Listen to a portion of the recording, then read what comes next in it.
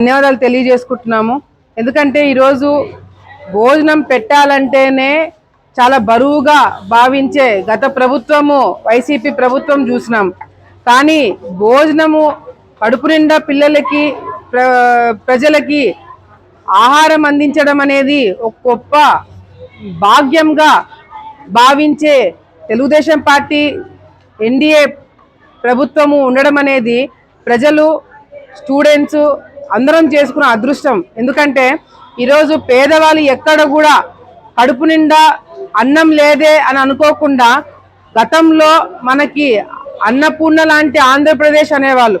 మొన్న 5 సంవత్సరాలు వైసీపీ నాయకులు అధికారంలో ఉన్నప్పుడు అడుగు తినే ఆంధ్రప్రదేశ్ని చూసినాం.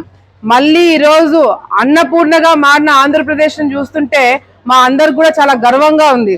ఈరోజు మూసిపోయిన అన్నా క్యాంటీన్లు మళ్ళీ మొదలు కావడము, మిడ్ డే మీల్స్ ఏదైతే కేవలం స్కూల్స్ మాత్రం పరిమితమైంది, ఈరోజు జూనియర్ కాలేజ్ పిల్లలకు కూడా మిడ్ డే మీల్స్ అందజేయడం అనేది కూడా ప్రభుత్వం ఒక మంచి నిర్ణయం తీసుకొని స్టూడెంట్స్ అందరికి కూడా ఒక మంచి మోటివేషన్ గా ఈరోజు ఈ ప్రభుత్వం తయారవ్వడం అనేది కూడా, అది కూడా డొక్కా సీతమ్మ గారి పేరు పెట్టడం, ఆమె ఆకలితో ఉన్న ఎవరైనా సరే ఎవరు వచ్చినా సరే ఆమె దగ్గరికి కడుపు నిండా భోజనం పెట్టి పంపించేదంట. చాలా మందికి ఆమె గురించి తెలియని వాళ్ళకు కూడా ఎవరు ఈ డొక్కా సీతమ్మ గారు అని చెప్పి చాలా మంది స్టూడెంట్స్ మళ్ళీ వెనక్కి తిరిగి ఎవరని చెప్పి తెలుసుకుంటున్నారంటే మన చరిత్ర మళ్ళీ ఈరోజు తెలుసుకుంటే బాధ్యత ఈరోజు కల్పించినారంటే లోకేష్ అన్న గారికి, పవన్ కళ్యాణ్ గారికి ప్రత్యేకమైన ధన్యవాదాలు తెలియజేసుకుంటూ, స్కూల్స్ అభివృద్ధి విషయంలో తప్పకుండా ప్రభుత్వము ముందుగానే అన్ని ప్రపోజల్స్ తీసుకుంది.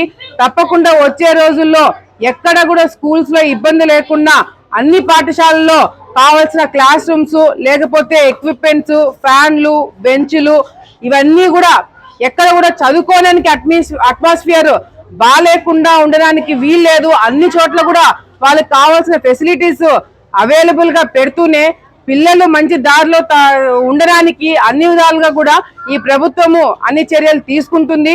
వాళ్ళ భోజనం విషయంలో కావచ్చు, వాళ్ళ చదువు విషయంలో కావచ్చు, వాళ్ళ అల్లరి విషయంలో కావచ్చు, వాళ్ళ యూనిఫామ్ విషయంలో కావచ్చు, వాళ్ళ స్కూల్స్ లో విషయంలో కావచ్చు, తాగే నీరు దగ్గర నుంచి అన్ని ప్రభుత్వము దగ్గరుండి చూసుకొని చదువుకున్న పిల్లలకి మంచి భవిష్యత్తు ఉండేటట్టుగా కూడా ఈ రాష్ట్రంలో మేమందరం కూడా కృషి చేస్తామని చెప్పి మరొకసారి తెలియజేసుకుంటూ, ఈ రోజు ఈ కార్యక్రమంకి రావడము నా అదృష్టంగా భావిస్తూ మరొకసారి చంద్రబాబు నాయుడు గారికి, పవన్ కళ్యాణ్ గారికి, అదేవిధంగా లోకేష్ గారికి ప్రత్యేకమైన ధన్యవాదాలు తెలియజేసుకుంటున్నాము.